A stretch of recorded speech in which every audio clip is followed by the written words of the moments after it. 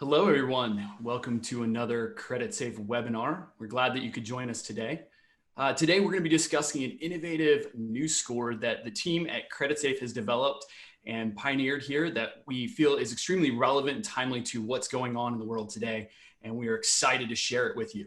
First, we want to make sure, though, that if you have questions at any time during the presentation, feel free to ask those. There's a little question icon at the bottom of your screen. It says Q&A with two little quote blurbs or bubbles. If you want to use that, type in your questions. My name is David Cobb. I'll be the host today. So I'll be taking all those questions. I'll be putting them together, and then we will be giving them to our speaker at the end of the presentation. So if you haven't had them answered as we're going through, don't worry, we will catch those at the end. And speaking of our speaker, Matthew Debbage is going to be back again today. He's the COO of Creditsafe Group and the CEO of Creditsafe Asia and Americas. He's recognized as an international leader in business intelligence and company credit analysis. He's been integral in Creditsafe's global expansion during the past a little over a decade and managing teams of data experts working to develop scoring models and metrics to help businesses make smarter business decisions. So I want to welcome you, Matthew. Thanks for coming back again 2 days in a row. Thank you very much, Nathan. That was a very nice welcome. Good afternoon, ladies and gentlemen, and welcome to the live COVID-19 impact score by Creditsafe. Thank you all so much for joining us today. I thought I would start by talking about Creditsafe's stance, and that is basically that anything we do concerning the COVID is going to be available for free to all of our customers and all of our non-customers.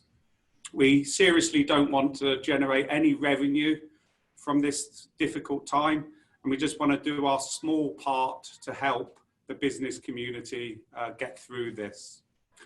We've been speaking to so many of our customers over the course of the last three weeks, and they keep coming back with the same question. How can Creditsafe find a way to give our customers direction to get through this difficult time? So I tasked my team of data analysts and data scientists, I think it was possibly about 3 weeks ago now, to try to really take a deep dive look at how COVID really is impacting US business. In conjunction with this, I've spoken to numerous CEOs of credit reference agencies around the world to see how they have responded to the virus and what sort of things and initiatives those guys are coming up with. At the same time, we've had discussions with the credit insurance industry, which has been really quite hit already by the epidemic, as well as talking to our friends and colleagues in the credit rating industry. We've surveyed our customers as well, and we've surveyed the business community to try to get as much insight as we can on how everybody has been impacted. Of course, we've used the internet, we've looked at media articles, we've studied the stock price, and we've taken as much government data available as we can to really produce a strong impact score. The other interesting part of all of this is Creditsafe has a business in Italy, and they were kind of ahead of the curve, 2 weeks ahead of the curve. So we've really taken a deep dive look at how Italian businesses have responded to this virus as well. So I'm really comfortable, and I thank my team for doing such a great job in such a small period of time. So this is kind of the icebreaker, if you like. In all of our analysis is showing that 30% of businesses across the US are facing imminent catastrophic financial disruption. Now, I've sense checked this with a number of businesses globally that are in our same industry. And it's very interesting and very scary at the same time that they're seeing very similar statistics to what we have found in the US. Obviously, every business has been impacted to one degree or another. There are a few that are benefiting from the current climate. And of course, we try very hard how we describe that in our analysis. So what I'm going to do today is, I thought it was a very good start to this presentation if we talk about the current Creditsafe credit score. Because as a Creditsafe group, we've taken the view that we will not change the fundamentals of our credit score. We really believe in the fundamentals. It's based on historic data, and any changes we make to it could really impact how successful the use of that score is.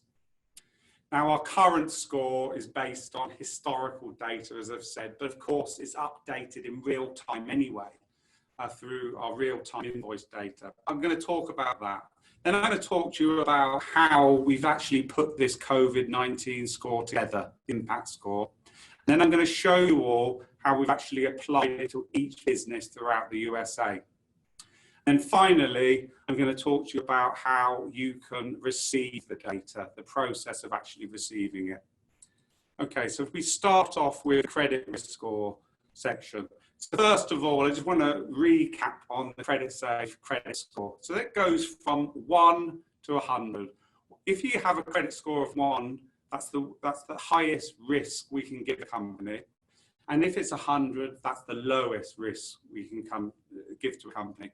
And what the score does is it predicts the likelihood of a business going bankrupt in the next 12 months, or whether or not that business will pay its bills to you within the next 90 days. There's a whole host of factors that go into the credit score. If we start off on the top right-hand side, firmographic data. So that's things like how long a business has been established, what SIC code or business classification is that business in, and I'll talk more about SIC codes later. How many employees has that company got? What the estimated turnover of that company is. Then we have negative legal events, and that's your tax liens, your judgments, your bankruptcy data that we will append to the record as and when they come in. Government data is clearly crucial. One of the biggest backbones of our database is the Secretary of State data, and that plays a part in our credit score process, as well as our group structure. If a business is part of a bigger group, we will take that into consideration. We will look at the performance of the holding company, even if it is outside of the US, and that will have some influence on the business that you are looking at. Of course, the king of all the data in the USA in particular is our trade payment data. And we're so surprised actually at how many new suppliers that we have had over the course of the last 2 weeks. And the existing suppliers continue to deliver this data, this crucial data to us. And this tells us so many stories. It tells us which industries are delaying payment, which companies. And that is why we believe in our credit score, you see, because it's updated every single day. And of course, we will look on how long this goes on for, but changing the score when we don't properly understand things like stimulus packages from the government, I think is a very unfair thing to do and quite dangerous actually. So moving on now to the COVID impact score. Okay, so what we've done is we've tried to keep this as simple as we can. So we've ranked every single business across the USA from A to E, A being very low impact to E being severely impacted. Now in this presentation here, what I'm doing is just giving you an idea on how we put this together.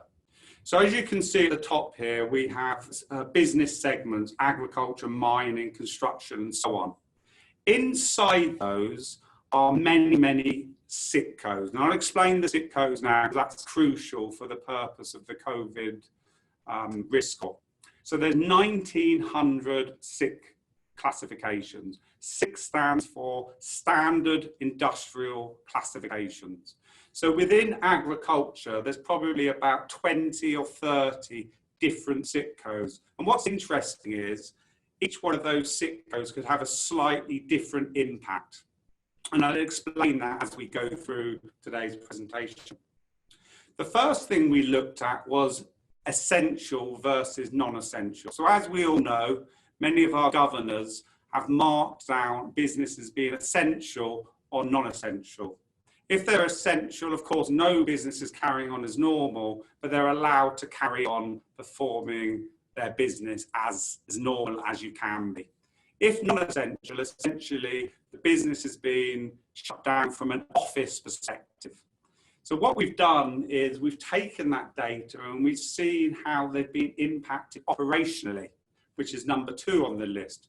So essentially, if it was classified as a non-essential business, were they able to set up working from home? So for example, in the mining industry, it would be very difficult to work from home.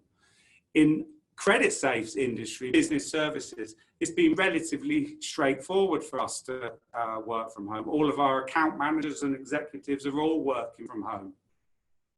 Then we move on to the supply chain. How impacted is a supply chain for a certain industry? So if we take manufacturing as an example, they're so reliant on delivering raw materials to them. So they have been impacted.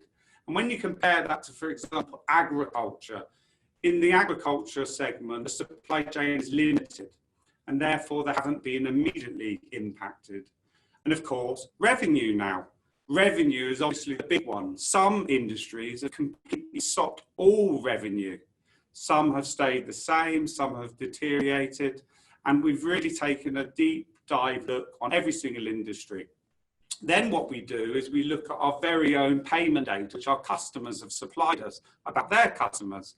So we take an industry and we see how that industry is paying its bills. So essentially we take a SIC code, we see that there's 10,000 companies within that SIC code, and we provide an average on how they are paying their bills.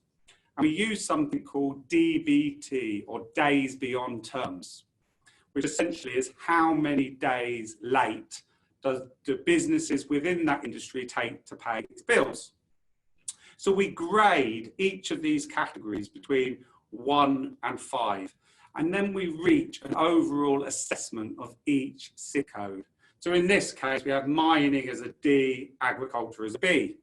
On the next slide, I'll do some more here, where it's probably no surprise to everybody that retail has been a SIC code that's categorized as E, which is quite catastrophic. Okay, so just to go into a little bit more detail about what I mean about SIC codes. SIC codes are incredibly important in this process. If we take the rubber industry, for example, within the rubber industry, I don't know, there might be 5, 10 different SIC codes. In this example here, we've got 2. We've got tires and inner tubes, and we've got fabricated rubber products. The tires and inner tubes, businesses that are within that sector are suffering because there's been a massive decline in auto sales. However, if we contrast that to manufacturers in the fabricated rubber product sector, they're producing so much PPE equipment, such as rubber gloves and things of this nature. So they're doing particularly well. We then move over to another sector, which is close to my heart, the wine industry. Of course, vineyards and retail outlets selling wine and spirits have been significantly impacted because they've been essentially closed. So we've given that sector a D. But at the same time, other companies in that industry, ones that do off-premises alcohol sales, have seen a massive increase in demand. They're overwhelmed with how much wine US people are requiring at the moment. So they've been categorized as an A. Section 3. So we've now done the industry analysis, and that just isn't enough on its own, because at the end of the day, people could quibble about whether something should be an E, whether something should be a D. We need a little bit more to this algorithm than just analysis on the industry sectors.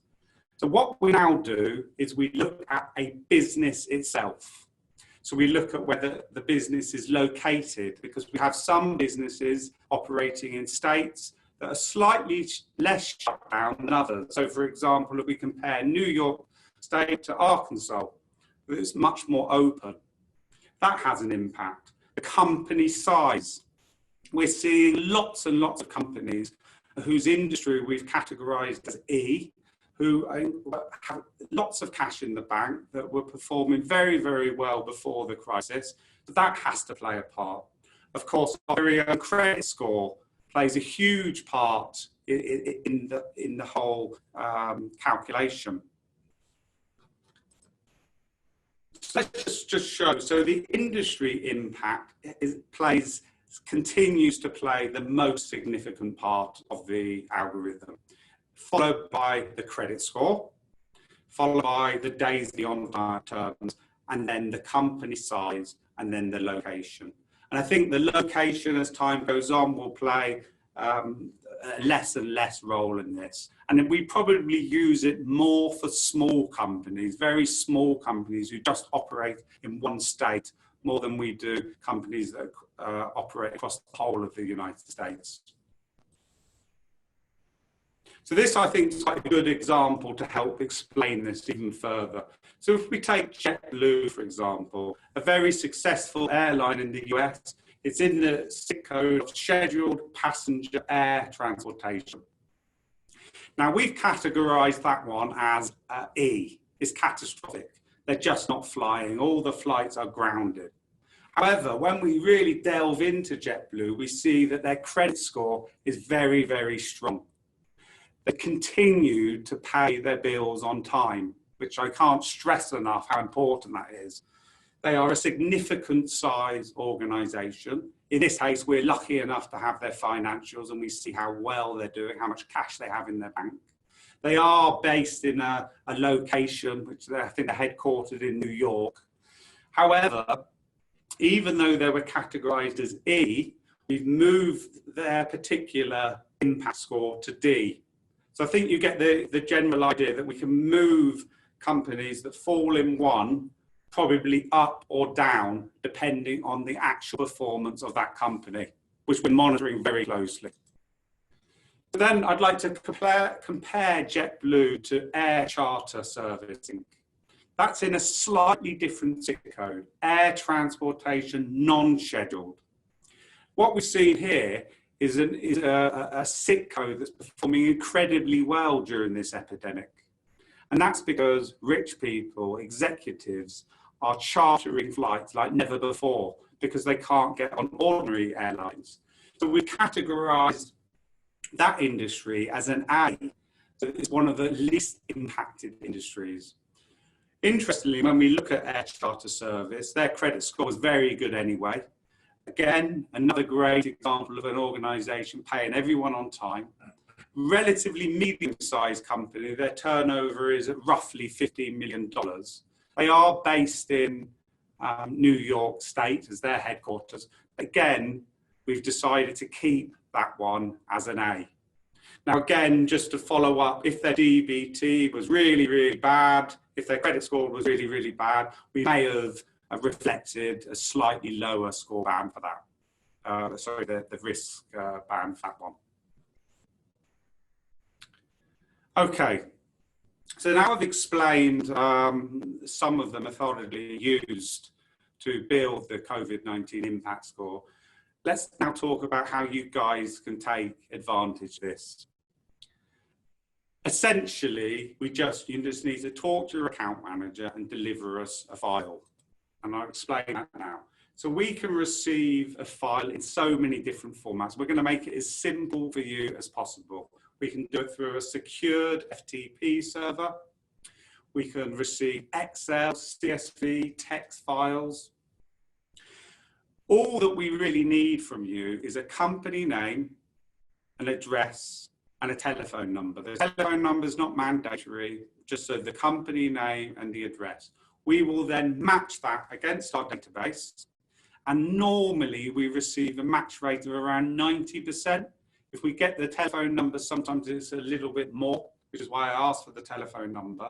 And then what we will do is we will append the COVID-19 risk impact score against each of those businesses. They can be customers, they can be suppliers, we simply don't care. What we'll also do is supply you with the Creditsafe credit score, the credit limit for that business, the DBT for that business, all the firmographics that we think are key, whether there's any derogatory legal events, and we'll append all of that. When you send the file, you could also ask your account manager to add that to monitoring, which I'm recommending everybody does. Because if you add all of your companies to monitoring, you'll be getting the updates all the time coming through. We won't just do this once. We can do this multiple times. So we can give you back a file today, and then we'll give you back a file in 1 week's time. That's down to you. We will turn this around in less than 48 hours. So thank you very much for your time today. I hope you found it informative, and good luck to everyone, and stay safe. Thank you. The first question, Matthew, is what is this code you keep referring to? Can you give them a little bit more on what the code is? Okay, so in the US, there's something called the Standard Industrial Classification, which is a way of seeing what their business classification is essentially. There's 1,900 different variations of the 4-digit SIC code which we are using. So it really goes down to exactly what does that business do from day to day? What industry are they in? Yes. Okay. So for those of you that were having trouble with the audio, or for those of us that are not quite as used to listening to a non-US accent, it's a SIC code. That's Sam, Idaho, Charlie, SIC code. And so that's what Matthew was explaining. And that's where these have all been brought down. And that's why I use that example, Nathan, of the airline industry, where you can clearly see 2 separate SIC codes within the same overall umbrella, each having a completely different performance. Exactly. Awesome. So a question here, what file do we have to send is their question. Okay, so essentially all we need is the company name and the address, and hopefully the telephone number if possible, and they can deliver that in an Excel file. They can use an FTP. I mean, I believe we can more or less take any files that they feel comfortable in sending. Customers or suppliers as well.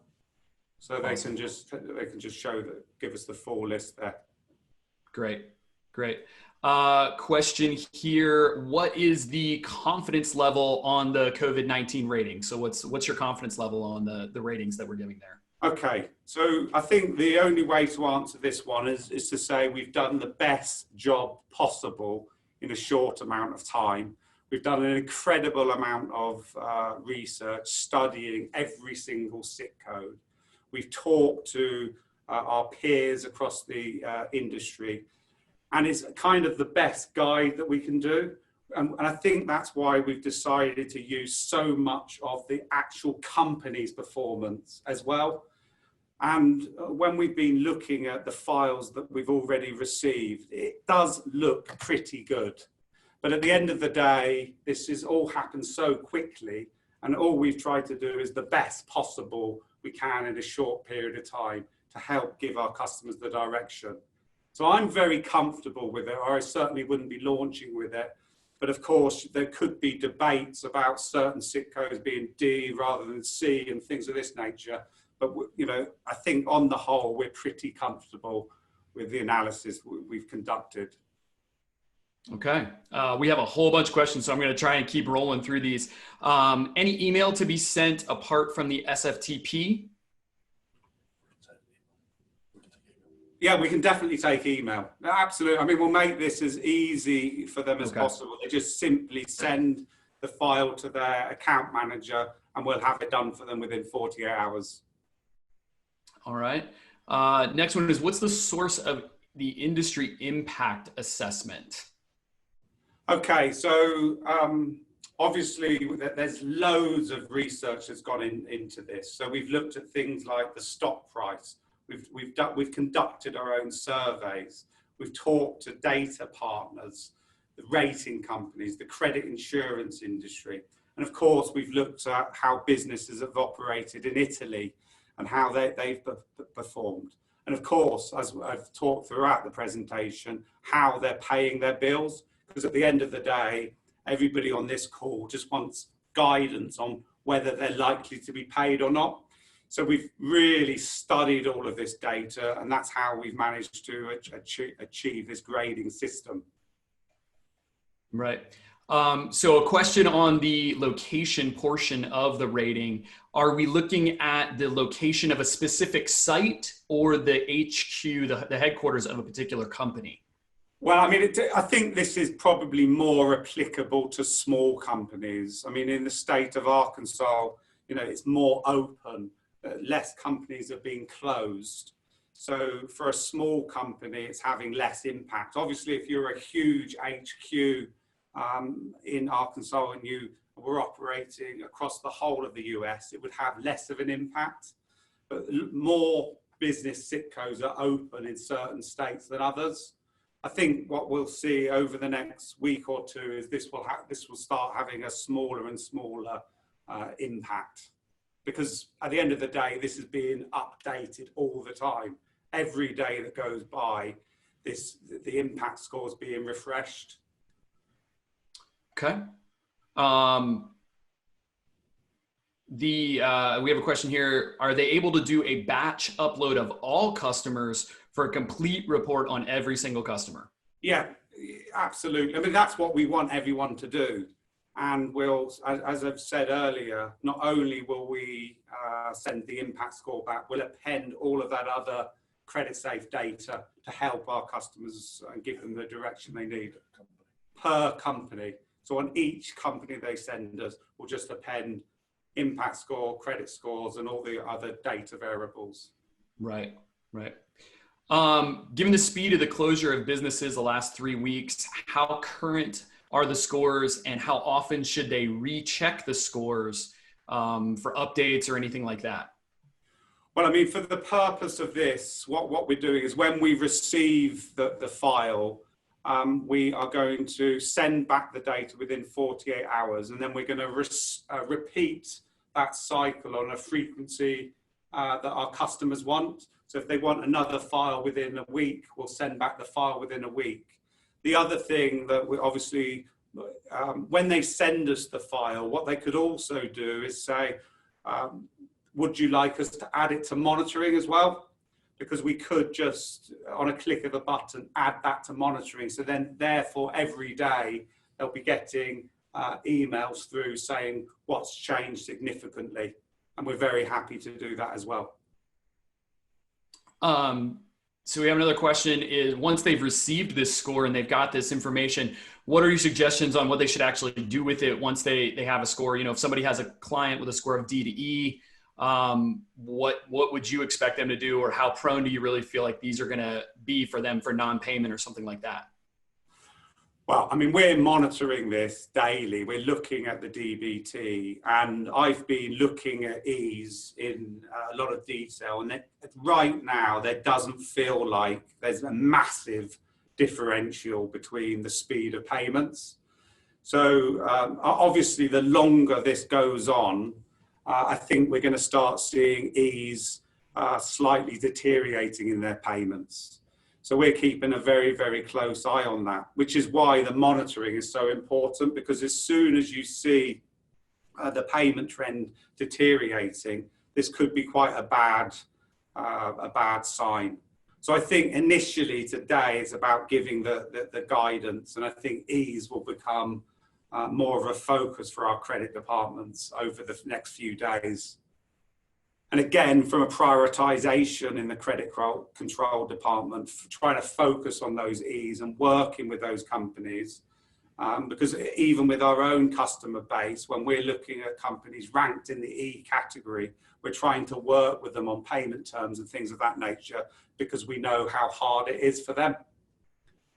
So it sort of helps in that perspective as well, how to communicate with your customer base and how to prioritize. Okay. So a question here, is this available for international businesses as well, or just US? Yeah, I mean, what we're doing across the entire Creditsafe group, we're looking at this. there will be something very, very soon available for other countries across the globe as well. But right now, I couldn't tell you exactly when. I know they're working very hard on this. Okay. Question here. Some of our clients are choosing to now delay payments as they are assessing their financial position during this crisis. Is there any way of knowing this detail about a company to reduce the particular risk exposure? Could you just repeat that? Sorry. Sure. And I've had a couple of them like this. And folks, just FYI, some of these are kind of an amalgamation of several different questions. Several of you have similar questions. So some of the clients are choosing now to delay their payments, trying to hold on to their cash as long as they can. Is there any way of knowing that through the score here that they're delaying even though they have cash? And how can the companies that are watching this and are going to be using the score possibly limit their risk? I mean, there's a couple of things there. I mean, obviously, if the delay in payment has been agreed with the customer and the supplier, then it won't deteriorate on the actual credit report. If it hasn't been agreed, our credit score will reflect that. So, I mean, part of our sort of the Creditsafe mission, if you like, is to hold big companies during this period accountable. You know, we're lobbying the biggest companies across the US, even as we speak, to make sure that they're not just holding onto the cash, because if we all work together, we're going to get through this quicker. And it really is small business, which is obviously the biggest concern, which represents 50% of employment across the US. So we're deeply concerned that small companies are being affected because some of the bigger ones are holding on to the cash. In fact, today we have a press release talking about the supermarkets who have absolutely been marvelous during this period of time, paying everybody on time and introducing all sorts of initiatives. So over the course of the next few weeks, we'll be trying to do more of this. Sounds good. And we're running up against the end of our webinar here. I have one more question for you. A question here. And this has kind of been a couple of them here. So the higher the impact score means a bigger impact that we think that this pandemic is going to have on the company, but not saying that it is specific that we already see something that's happening to them. It's just a trending score, or is it something we're already seeing? It's a trending score. So because when I went through the analysis, I talked about how we looked at industries as a whole, which does play a significant impact in the overall score that we've ended up with. But because we've applied the actual performance of the individual business, we can have so many examples where the industry is an E, but they end up being a D because of things, or they could have been a C. The industry could have been a C, but due to their slow payment performance or negative things happen, they become a D. So we definitely take that into consideration. Okay. All right. Well, folks, we're up against our time here. So what we're going to do is we're going to move on here. But just to give you an idea, a couple of things in wrapping all this up. You will have access to this on our website. So this is being recorded. All the entire presentation, including the questions and answers, are being recorded and will be available within the next 24 hours on our website. If you go to creditsafe.com and go into the upper right-hand corner to the B2B guide, as soon as you click that, you will see the webinars link. And you go there and you will see all of our previous webinars as well as the webinars that are coming up. And I'll be talking about that here in a second. But we have the ability for you to see this again. So for those of you that have been asking about that, that is all there. If you have questions or you've thought of questions that we haven't answered, I've tried my best. We had a lot of questions. Every time Matthew was answering a question, it felt like 2 or 3 more were coming in. So I was trying my best to get through all of them, folks. And if I missed it, or if you have one that's coming up on the email you're going to get after this. So we send you just a thank you email. Will be a way to contact us. Okay. Go right ahead, send that email, ask that question to us via that. There's no problem. We will get back to you. If you know your account rep rep, if you're already a customer and you already know your account rep, please send them an email and we will get all of your questions answered. Sorry, we just couldn't do all of them live here on this webinar. So we want to thank you very much for being involved here, for being such a responsive and interactive audience. Matthew, thank you so much for being with us and going through this. And just to let everybody know, this is an entire series. We basically have 2 webinars going on every week going forward. And if you're looking at your screen right now, you'll see some of our contact information. And actually, Matthew even has made his email available. So it's right there. If you have any questions directly for him, it's right there on the screen in front of you. But we have these webinars coming up. Like I said earlier, just go to creditsafe.com. Up on the right-hand corner, there's the B2B guide, and you'll see the webinar link once you click that. Our next particular webinar is all about thawing your hiring freeze. So as we're looking to come out of this, as things are coming up, we know a lot of you have stopped hiring, stopped doing all that. But as you look to do that and ramp back up as the economy comes back around and those type of things, Natalie Liviero with Military Talent Partners is going to be coming and talking to us on Thursday at 2 p.m. Eastern time about that. So please go ahead and register for that. Come and join that. And again, that'll all be interactive. But we want to thank you so much for being here. Thank you for enjoying this. And again, if you have any questions, please don't hesitate to reach out to us. And we will see you next time. Have a great day. Thank you.